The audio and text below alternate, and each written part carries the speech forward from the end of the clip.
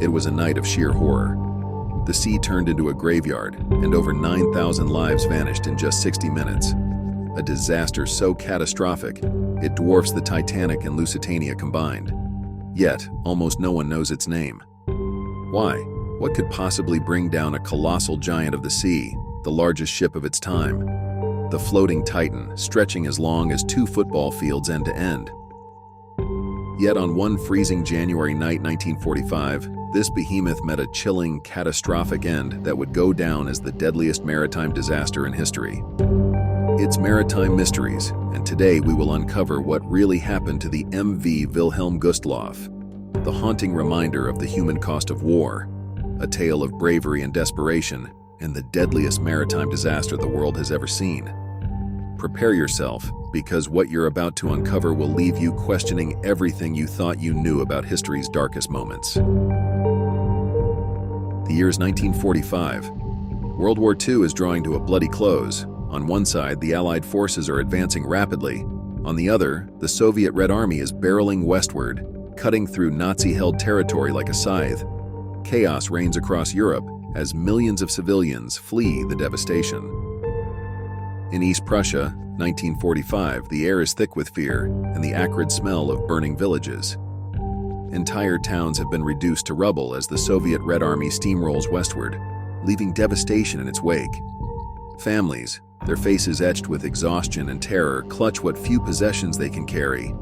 Blankets, a family photo, a child's doll, items that now hold the weight of their entire lives. The roads are clogged with wagons, bicycles, and carts pulled by half-starved horses. Some people walk for days, their shoes worn to tatters, frost-bitten feet bleeding through thin socks, just to reach the coast. The Soviet advance is merciless. Scorched earth tactics leave nothing behind. Farms are burned, bridges destroyed, and supplies confiscated. Worse, whispers of atrocities spread like wildfire. Stories of executions, mass rapes, and unimaginable cruelty fuel the panic. These are no longer rumors. They are the grim truth shared by survivors who barely made it out alive. The thought of staying behind is unthinkable. At the ports, chaos reigns. Thousands of refugees gather, pressing against each other in a frantic attempt to board any ship that promises escape. The cries of children pierce the cold air, mingling with desperate pleas in dozens of voices. Soldiers, both wounded and battle-weary, mix with civilians in a sea of humanity. Some clutch makeshift crutches, others are bandaged from head to toe. Even high-ranking Nazi officials, once full of arrogance, now look hollow-eyed and desperate, blending into the crowd as they try to secure their own passage to safety. The Baltic Sea, dark and foreboding, is their only hope. It offers a narrow corridor of escape from the unstoppable Soviet juggernaut. Every ship that departs is packed to bursting. Boats meant for hundreds are crammed with thousands. The once pristine Wilhelm Gustloff, a luxury liner now turned escape vessel, is docked nearby, its deck swarming with a desperate mass of humanity. People push and shove, each fearing they'll be left behind. Mothers pass babies over their heads to strangers on board, hoping that at least their children will be saved. The air is freezing, with temperatures plummeting well below zero. The sea wind cuts through thin clothing, leaving everyone trembling, but no one dares complain. They are alive for now, and that is all that matters. As night falls, the urgency grows. The Soviets are closing in, and the Wilhelm Gustloff is one of the last hopes of escape. Yet no one on board knows that their salvation will soon turn into one of history's most horrific tragedies. Wilhelm Gustloff, a 684-foot luxury liner built in the 1930s. Originally a proud symbol of Nazi propaganda, designed to showcase Germany's strength and prosperity, it now has a very different purpose, evacuating refugees. But let's be clear, this ship was never meant for war. Its glamorous halls, once the scene of grand parties and elegant dinners, are now overrun by terrified civilians. It's carrying far more than it was ever designed for. Far more. The Wilhelm Gustloff was designed to carry 1,800 people at most. But on this bitterly cold night, January 30th, 1945, over 10,000 people are crammed onto its decks.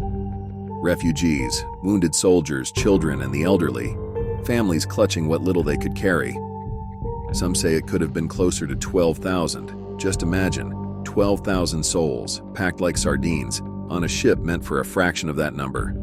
Every available inch of space is taken. Stairwells, hallways, even the once luxurious ballroom. The air is heavy with desperation.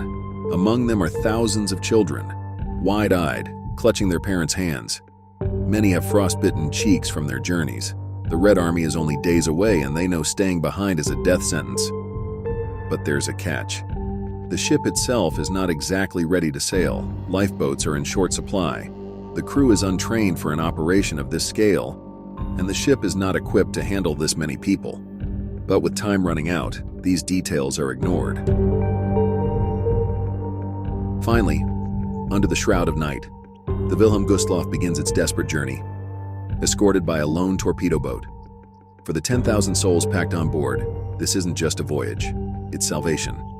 Whispers of hope ripple through the freezing air as the ship cuts through the Baltic, carrying its passengers further from the blood-soaked chaos of the Eastern Front. They believe safety is within reach. But in the icy depths below, an unseen predator lurks. They couldn't have been more wrong. Beneath the frozen, unforgiving waters of the Baltic Sea, death is waiting. Soviet submarine S-13, led by the relentless Captain Alexander Marinesko, stalks its prey. His orders are clear: stop German evacuations at any cost. And tonight, his sights lock onto a massive target slicing through the darkness: the Wilhelm Gustloff. The hunt is on, and for the thousands on board, the clock is already ticking. Now here's where the story takes a dark turn. The Gustloff, despite carrying so many civilians, is not entirely innocent. It has military personnel on board, including members of the Kriegsmarine, the Nazi naval forces. It's also armed with anti-aircraft guns. This makes the Gustloff a legitimate target under the rules of war. But Marinesko doesn't know, and frankly, he doesn't care. All he sees is an opportunity to strike a devastating blow against the Germans. And so, under the cover of darkness, S-13 moves into position. The crew prepares their torpedoes, each one capable of ripping through steel and sending thousands of lives to the depths. It's 9:16 p.m. On board the Wilhelm Gustloff, the largest ship of its time, the passengers are settling in for the night. Some are asleep, huddled together for warmth. Others are trying to stay calm, whispering prayers or singing softly to their children. And then, it happens. The first torpedo slams into the bow, shattering the peaceful night with an ear-splitting explosion. Panic erupts. Screams fill the air as passengers are thrown to the floor. Water begins to flood the lower decks. Before anyone can process what's happening, a second torpedo strikes the center of the ship, tearing through the engine room. Lights flicker and go out. The once grand liner is now a pitch-black tomb. And then, the final blow. A third torpedo strikes near the stern, sealing the ship's fate. The Wilhelm Gustloff begins to list dangerously to one side. Chaos reigns as passengers scramble for the lifeboats, but there aren't enough, not even close. Amid the swirling chaos and the bitter cold of that fateful night, Captain Friedrich Petersen stood as the last line of order on the doomed MV Wilhelm Gustloff.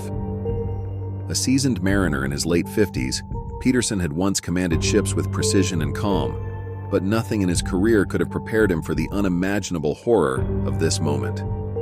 As the ship groaned under the weight of its injuries and the screams of thousands echoed in the night, Petersen fought against despair to save as many lives as he could.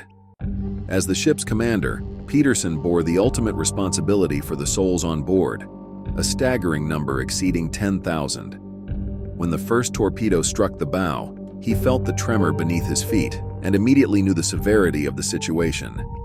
The shockwave of the impact reverberated through the entire vessel, followed by an eerie silence that lasted mere seconds before the first wave of panicked screams broke out. His heroism lay not just in his actions, but in his refusal to abandon hope, even as the odds became insurmountable. Petersen personally escorted groups of passengers toward lifeboats, helping elderly individuals step onto the slippery decks and ensuring children were secured. The sheer scale of the disaster was beyond any man's ability to control. Yet Peterson never gave up. He remained on the deck, helping others until the very end. His determination to do what he could, even in the face of impossible odds, marked him as a true hero. As the Wilhelm Gustloff tilted further and the icy waves began to claim its decks, Peterson was among those who went down with the ship, his final moments spent trying to save the lives of others. To this day, Captain Friedrich Peterson's actions stand as a testament to the resilience and courage of the human spirit, even amid unimaginable tragedy. His steadfast commitment to his duty, his compassion for those under his care, and his refusal to abandon his post ensured that countless lives were saved. Yet, even a hero's bravery could not overcome the crushing odds that night. The freezing Baltic waters, the unrelenting chaos, and the sheer lack of preparation turned the evacuation into a frantic, heartbreaking scramble. Lifeboats were too few, time was too short, and the icy grip of the sea was merciless. Within an hour, the Wilhelm Gustloff was gone, swallowed by the darkness of the Baltic, leaving behind a tragedy so immense it defies comprehension. When dawn breaks, the scale of the tragedy becomes clear. Of the estimated 10,000 passengers, only around 1/200 survive. That's over 9,000 lives lost in a single night, more than the Titanic, Lusitania, and Andrea Doria disasters combined. Survivors are pulled from the freezing water by rescue boats, their skin blue and their eyes vacant from the trauma. Some are barely alive.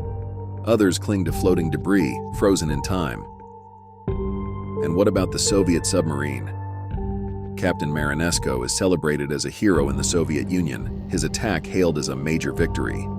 But to the survivors, he is remembered as a man who turned a ship of refugees into a mass grave. So why doesn't the Wilhelm Gustloff share the same recognition as the Titanic? The answer is as chilling as the tragedy itself. The victims were German, fleeing a collapsing Nazi regime in the final days of World War II.